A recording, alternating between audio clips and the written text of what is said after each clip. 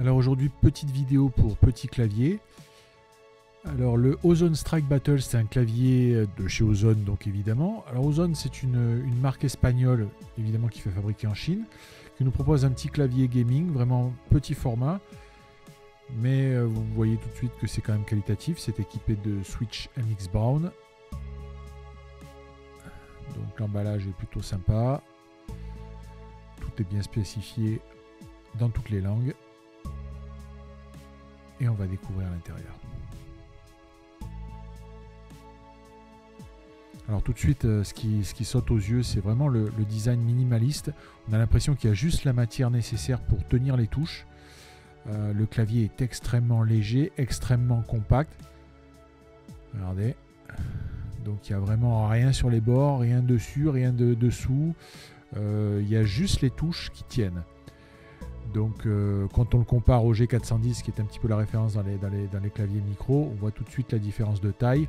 On a l'impression que par rapport au G410, que ce petit clavier Ozone, il a été décoiné. Il n'y a rien qui sert, il n'y a rien de superflu autour. On a quand même un châssis supérieur en aluminium.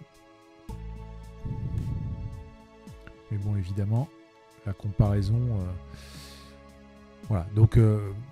moi, je trouve que c'est un point positif parce que c'est un clavier vraiment qui est compact, qui s'emmène partout. Alors, il y a un rétroéclairage plutôt, j'allais dire rudimentaire, mais un rétroéclairage rouge, point barre. Il n'y a pas de RGB ni de choses comme ça. Après, tous ceux qui aiment le tuning, bon, évidemment, il y aura une petite frustration. Il ne faut pas oublier que c'est un clavier qui est sous les 90 €, qu'on trouve à 89 €, voire même bien en dessous si on fouille un peu. Il y a plusieurs possibilités de macros sur ce clavier. On a 30 macros possibles avec 5 profils, ce qui est quand même pas mal pour, encore une fois, compte tenu de la taille du clavier.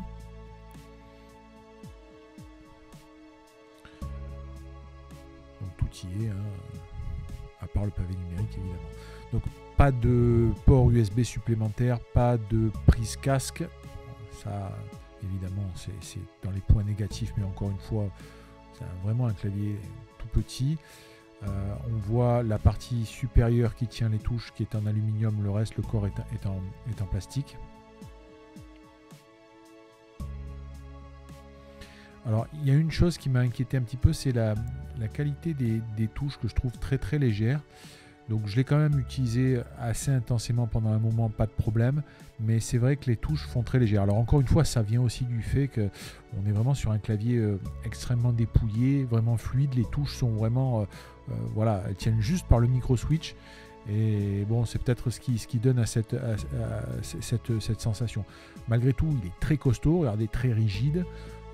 Les pieds sont solides aussi, c'est souvent un point faible sur ce type de clavier là. Là c'est du costaud, donc produit plutôt agréable. Moi je suis assez positivement surpris par ce clavier. Pas de fioritures, très simple, très léger, très facilement transportable évidemment.